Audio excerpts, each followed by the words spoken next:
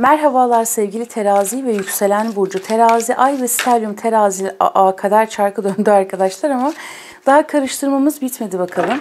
Hoş geldin sevgili terazi burcu. Umarım çok ama çok iyisindir. Bakalım Allah Allah terazilerde. Arkadaşlar teraziler o kadar böyle bir hareketli ki hani bir an önce hayatımda bir şeyler değişsin, bir an önce şu şansımı yakalayayım dediği bir durum var. Yeni planlamalar yaptığını görüyorum. Yani dönen kartlar o kadar çok tatlı ki şimdi kader çarkını da alınca o da dönünce zaten o da mor renklerinde ve çok güzel. Ben şunu aldım. Sanki sen Ağustos ayında yeni planlamalar yapıyorsun ve yeni bir şeylerin adımını atıyorsun. Ve hatta bu senin uzun süredir 3 aydır, 3 haftadır düşündüğün bir konu.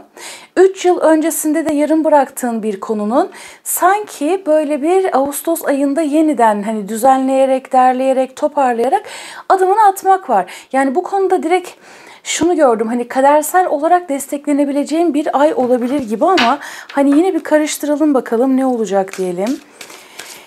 Terazi burcunu Ağustos ayında neler bekliyor derken şimdi kılıç dokuzlusuyla başladık. Şimdi güzel konuştuk ama birazcık olumsuz gidiyor bakalım. Tılsım sekizlisi. Şimdi kariyerle ilgili uzun uzadıya düşündüğüm bir konu var terazi burcu. 31 Temmuz'da bu video yayınlanacak. Kariyerinle ilgili huzursuz olduğum bir konu var açıkçası. Ayın 9'una kadar, ayın 8'ine kadar yani 8 Ağustos tarihine kadar, 9 Ağustos tarihine kadar böyle bir ne yapsam, ne etsem, nasıl halletsem, nasıl toparlasam, işte şöyle bir iş var, şöyle bir proje var, onu mu yapmalıyım, bunu mu yapmalıyım, uzun uzadıya geceleri bile seni uykusuz bırakacak şekilde düşünüyorsun terazi burcu. Hani burada işte göstermek istediğim bir yeteneğim var. İşte online işler olabilir, sanatsal konular olabilir.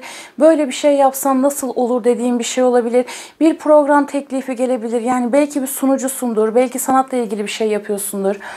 Mesleğin ne olursa olsun yani burada seni özellikle ayın 9'una kadar geceleri bile uykusuz bırakabilecek düşündüğüm bir konudan bahsediyor. Hani yapsam nasıl olur acaba dediğim bir durum var açıkçası.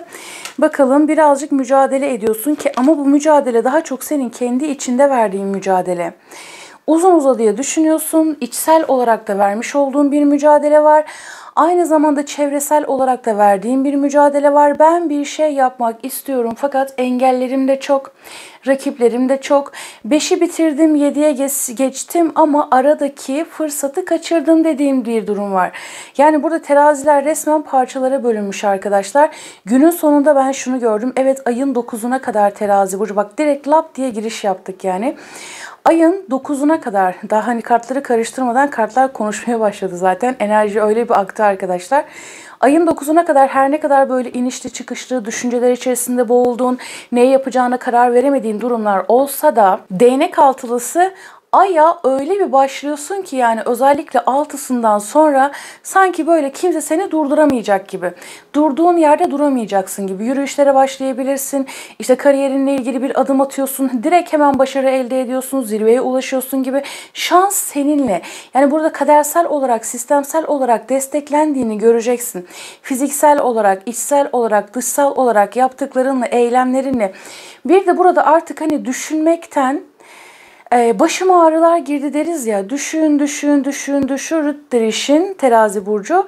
O noktadan artık çıkıyorsun ve eyleme geçiyorsun. Artık hani atın üzerinde zaferini ilan ediyorsun. Değnek altılısını ben çok severim arkadaşlar. Yine zaten ben 6 serisini çok seviyorum yani tarotta. Tılsım onlusu. Pek çok terazi burcunda aileden arkadaşlar ama tabii kartları tamamıyla açtığımızda iyice bir yorumlayacağız ama tılsım onlusu ve kılıç üçlüsü. Bakın pek çok terazinin önündeki engeller aile faktörü. Aileyle ilgili miraslı konular olabilir. Bunları bir türlü alamıyor olabilirsin. Aileden kaynaklı maddi manevi ya burada bir ihanet var yani. Aileden arkadaşlar bakın kova terazi ikizler, koç aslan yay. Çevrende ve ailende bu burçlardan birileri varsa ama yine altını çiziyorum. Her seferinde bunu söylüyorum ki çünkü arada böyle tek tük de olsa yanlış anlayanlar oluyor nedense. Bir tane terazi yok etrafında, bir tane ikizler yok, bir tane koç yok, bir tane aslan yok. Hani burçları söylüyorum ki o anlamda bir katkı sağlasın diye. Zaten bu rehberliklerde katkı amaçlı hani enerji okuması böyle bir akış var. Dikkat et, rehberlik amaçlı yani o olacak bu olacak falan değil arkadaşlar. Şimdi burada pek çok terazi burcunda aileden gelen zararlardan bahsediyor. Yani aile ya da aile gibi gördüklerin. İhanet, aldatılma, kandırılma, arkadan iş çevrilme, fesat kişiler, fırsatçı kişiler, senden faydalanmak isteyenler, örneğin miraslı konum var. Bir türlü paylaşamıyorsun. İşte senin kazancın çok güzel, enerjin çok güzel, çevren çok güzel gibi gibi. Senden faydalanmak isteyenler, aileden kaynaklı bazı sıkıntılar var. Bir kısmınız için evet bu ailede parayla ilgili ya da senin işlerini ve kariyerini etkileyebilecek baskılayıcı tutumlar var ama bir kısmınız için de ailede çıkabilecek sağlık konuları, özellikle ayın 10'una kadar. Hani hastalık hastası olan insanlar bile sana eziyet etmek isteyebilir. Angarya işlerden dolayı işlerinle ilgilenemeyebilirsin açıkçası. Bunlara dikkat et. Şimdi tam bu noktada ne yapacağım biliyor musunuz? Kartların tamamını açacağım arkadaşlar. Bakalım. Yani teraziler kesinlikle çok güçlü, büyücü kartı. Yepyeni başlangıçlar gerçekleştireceksin ve bu noktada çok başarılı olacaksın. Kupa ikilisi geldiyse olay bitmiştir. Bir de ermiş kartı geldi arkadaşlar. Bakalım başka ne gelecek diyelim. Şimdi terazi burcu. Para beşlisi bu olmadı. Bakalım. Arkadaşlar yani bazı teraziler, yani burada ikiye ayrıldınız. Şimdi anlatacağım. Değnek üçlüsü yine geldi. Zaten az önce dönmüştü.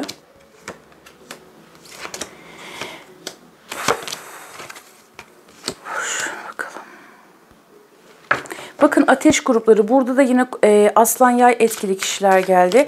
Ateş gruplarından bu ay teklifler alacaksın. Özellikle aşk hayatınla ilgili. Balık akrep burcu geldi. Bu kişilerden yine teklifler alacaksın. Bir de Başak burcu var arkadaşlar. Yay burçları. Başak burcu aşk hayatınız için hem de kariyer hayatınız için. Fakat bu daha çok Ağustos değil de Eylül gibi. Eylül'ün 9'u, 19'u, 29'undan sonra bu durum gerçekleşecek. Aşk için zaten ayrı bir açılım yapacağım ama şimdi başlayalım. Önce dikkat etmen gereken konular. Uykusuzluğa dikkat et, bu bir. İkincisi kötü düşünmek, kaygı, negatif, kötü düşünceye, bunlardan uzak dur. Kalp sağlığına dikkat et sevgili terazi burcu.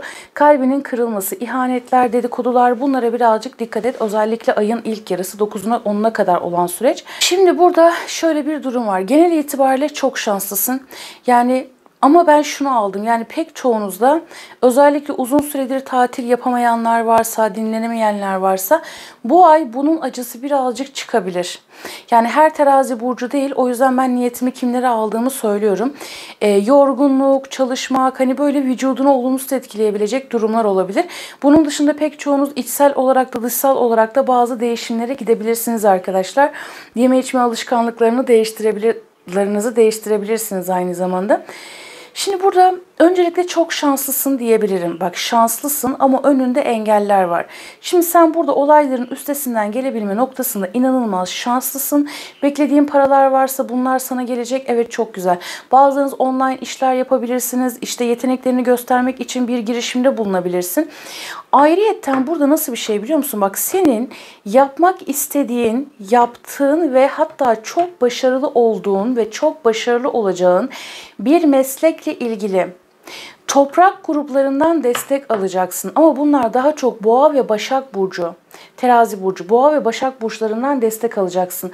Çok böyle bilge, işte hem kendi yolunu açabilen hem başkalarının yolunu açabilen, pek çok şeyi aşmış, kendi mesleğinde de başarılı olan kişilerden destek alacaksın. Şimdi ben şöyle bir durum aldım. Genel itibariyle aslında çok başarılısın. Hatta farklı bir şeyler deniyorsun kariyerinle ilgili. Yeni bir girişimde bulunacaksın, yeni bir adım atacaksın, yeni bir iş, yeteneklerini gösterebileceğin bir alan.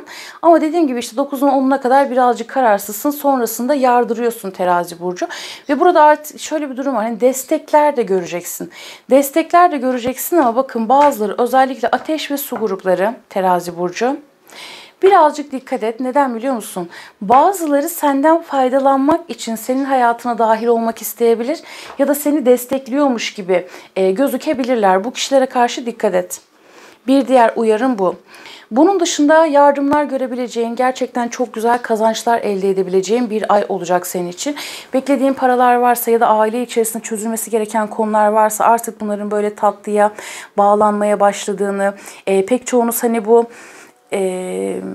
Şimdi kupa ikilisi arkadaşlar önümüzdeki 2 aylık süreci de anlatır. Bazılarınız için bu sürece yayılacak olsa da Ağustos ayında bunlarla ilgili güzel bir etki altında olacaksın. Ve ben şunu aldım. Terazi burcu Ağustos ayında sen bir şeyleri başlatıyorsun. En başta söylediğim etkiler vardı ya. Bak Ağustos'un 9'u, 19'u ve 29'u ve Eylül ayı ve önümüzdeki 6 aylık süre içerisinde tanınmak, ünlenmek, güçlenmek ya da o başlatacağın işte başarılı olmak. Yani böyle bir sürece doğru geçiş yapıyorsun. Aynı zamanda hatta pek çoğunuz bakın yani bu hani ne kadar çalışırsan ya da şöyle bir durum var. Hani bazen böyle ne kadar çabalarsan çabala olmaz ya. İşte o noktada sana ait olmayan bir işin içerisinde olma ihtimalin çok yüksek. Hani önceden de hep söylüyordum ya gidiyoruz. Ya örneğin sen mesela belki çok iyi bir ressamsın. Çok iyi bir ressamsın ya da işte çok iyi bir bağlama çalıyorsun başka bir şey. Ya da işte ne bileyim çok iyi satıcısın. Sözel yeteneğin, ikna kabiliyetin çok yüksek ama çok başka bir iş yapıyorsun. Ne oluyor? Bu sana bereket de getirmiyor, başka bir şey de getirmiyor gibi. Hani ne olursa olsun bir yerde tıkanıklık varsa yanlış bir şey var demektir. Hayır ya benim onda yeteneğim yok dersin. Aradan seneler geçer bir bakarsın otomatikman yapıyorsun aslında gibi. O yüzden hani kişilerin kendi yeteneklerini iyi analiz etmeleri çok önemli olacak. Neyse burada gerçekten tanınmak, gerçekten ünlenme noktasına doğru, gerçekten yüksek başarılar elde etme noktasına doğru, gerçekten çok güzel kazançlar elde etme noktasına doğru gidiyor olacaksın. Mevkide yükseliş. Ama az önce verdiğim vadeleri de unutmayın. Ağustos ayı bunun için böyle bir ateşin yandığı yer gibi olacak açıkçası. Başarılı, güçlü insanlardan da destek alacaksın aynı zamanda. Fakat burada pek çoğunuz o kadar çok korkuyorsunuz ki yani burada teraziler ikiye ayrılmış. Nedense bu Ağustos ayı yorumlarında bu her zaman olmaz. Böyle 2'ye 3'e ayrılan burçlar oldu arkadaşlar. Tabii ki her terazinin hayatı bir değil. Parayla ilgili konular terazi burcu para harcamaya dikkat et. Yani paranı mantıklı bir şekilde kullanmaya dikkat et. Yatırımlarına dikkat et. Burada pek çoğunuz yoksunlukla sınanacaksınız arkadaşlar. Özellikle 5'ine kadar, 15'ine kadar parayla ilgili yetersizlik, işte alacaklarını alamamak gibi. Ama bir kısmınız alıyorsunuz, bir kısmınız alamıyorsunuz.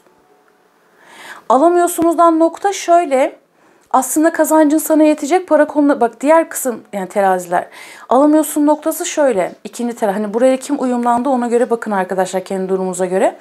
Para kazanıyorsun, para geliyor bir şeyler yapıyorsun ama kendinden çok başkasına veriyorsun gibi. İşte enerjini başkasına harcıyorsun, paranı başkasına harcıyorsun, senin hakkını malını başkası alıyor gibi. Bu da sana yoksunluk yaşattırıyor. İşte birileri sana duygusal adım atıyor ama asıl niyetleri senden faydalanmak gibi. Çünkü hep öyle alışmışlar. Hep başkalarının malına çullanmaya, işte başkalarının ürettiği şeyleri çalmaya alışmışlar. Bu tarz insanlar var pek çoğunuzun etrafında ve bu da terazilerde inanılmaz bir korku oluşturuyor arkadaşlar. Ama ne olursa olsun günün sonunda sen desteklisin. Desteklenen taraftasın terazi burcu. Ve şu var etrafında durduk yere böyle sana kinlenebilen, durduk yere sana düşman olabilen insanlar. Bunları da özellikle ilk yarısı anlayacaksın. Kullandıkları kelimelerle işte benimle yakınlık kuruyor ama niye kuruyor bunları tek tek anlayacaksın. Bazılarınızda da şöyle bir durum var. Yani bulunduğun yer, oturduğun yer, ortam, çalıştığın yer, çalıştığın iş sanki böyle bir şeyleri mecburiyetten yapıyormuşsun gibi. İte kaka götürüyormuşsun gibi zoraki götürdüğün bir durum var. Şimdi burada çok fazla teklif var. Teklifleri çok iyi değerlendir. Çünkü neden? Bak şimdi toprak grubu var. Ateş grubu var. Balık, akrep, yengeç burcu var arkadaşlar. Şimdi bunları şöyle söyleyeyim. İşte 6 tane teklif varsa 3'ü senin için çok iyi. 3'ü seni kullanmak için terazi burcu buna dikkat et. O yüzden hani kalbinin sesini dinlemek, iyi analiz etmek, iyi seçmek çok önemli olacak senin için. Bir de ani para harcamalarına dikkat et. Ne bileyim işte çok böyle lüks bir şey alabilirsin ve bu yine sana olmayabilir, başkasına olabilir. Örneğin işte ne bileyim ailenden biri aradı dedi ki hani bana çok güzel bir koltuk takımı al. Örneğin çok böyle lüks bir koltuk takımı al falan dedi. Hani burada harcama var sanki sen harcamaları da kendine yapmıyorsun. Bu sefer borçlanıyorsun, daha çok borçlanıyorsun gibi. Yani bunlara birazcık dikkat edin. Mantıklı olmak, zekanı çalıştırmak, analitik zekanı çalıştırmak Ağustos ayında senin için çok ama çok önemli olacak. Gayet başarılısın, gayet güçlüsün. İçindeki ermişi keşfedebileceğin bir süreç olacak. Her şeyden önce ilahiden yani sistemden çok destekleniyorsun. O yüzden yardım etmeyi, yardımlarda bulunmayı, iyi düşünmeyi, iyi konuşmayı ihmal etme. Asla kötü enerjilere kendini düşürme. Burada birileri, bir kişi de değil, hatta birkaç kişi seninle böyle ortak olmak isteyebilir. Ama hani ortak olacak ama ne için ortak olacak? Onu iyi bir analiz etmen lazım. Yani şöyle düşün. Sen yıllarca bir işe çalıştın, emek verdin, işte tek başına okudun, çalıştın, ürettin, emek verdin. Yetenek senden, para senden, o gelecek böyle lap diye çullanacak gibi. Bunları iyi ayırt et diyor. Ama diğer türlü işte ne bileyim maddi olarak sana destek olur. Der ki işte sen çok yeteneklisin. Hadi yeteneğini kullanalım, ben sana destek olacağım. Önünü açacağım, okey. İşte diğer türlü destek olur. Ama havalara, civalara dikkat et. Ne bileyim işte ne parası vardır, ne mevkisi vardır, ne yeteneği vardır, ne başka bir şey vardır. Fos bir havadır. Onu yapalım, bunu yapalım. Asıl niyeti seni yemektir mesela orada. Yalan, dolan, manipülasyon, bu tarz insanlara dikkat et. Ve bu hava gruplarından da gelebilir sana. Değil mi? Mesela ne diyorum? Terazinin iyisi var, kötüsü var. Her burcun iyisi var, kötüsü var. Gölge tarafını kullananlar mesela. Terazinin mesela gölge tarafı çok tehlikeli. Yay burcunda gölge tarafı çok tehlikeli. O yüzden kişinin kendisi, yani ne kadar kendisini geliştirmesi o kadar parlaktır. Hani biz yanılırız.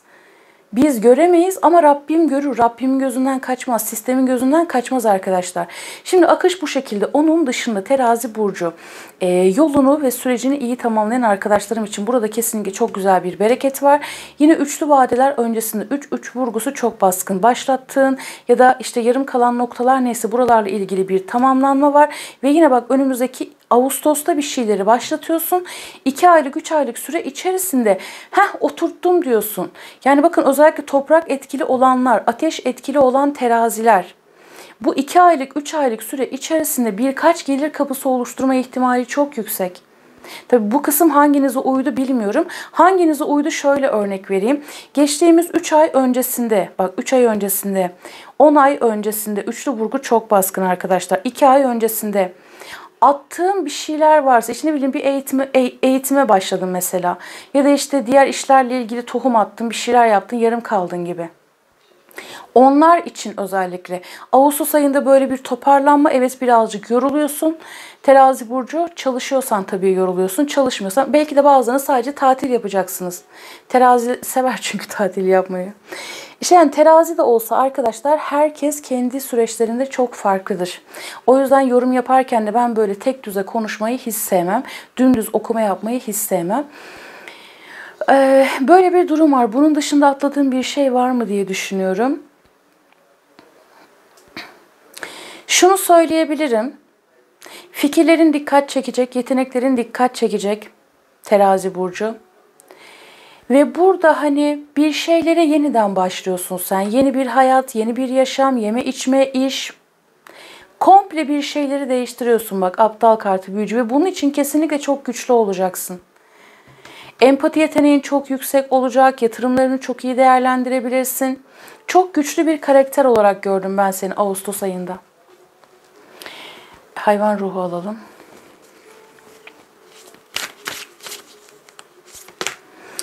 İki adet geldi, hatta 3 adet geldi arkadaşlar. Bakalım.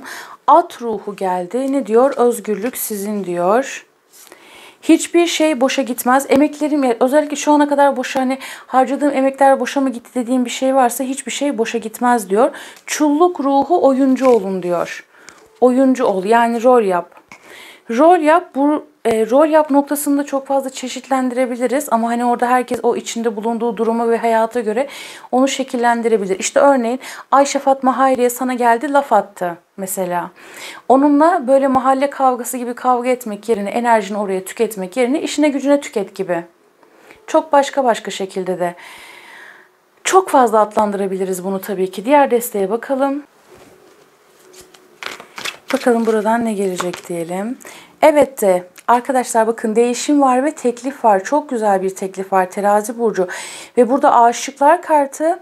Arkadaşlar bakın terazilerde böyle Ağustos ayında aşkla ilgili ben çok büyük bir şey beklemiyorum. Daha çok Başak dönemi. Yani Güneş'in Başak'a geçtiği süreç terazi burcu. Aşk hayatının asıl güzelliği o zaman yaşamaya başlayacaksın.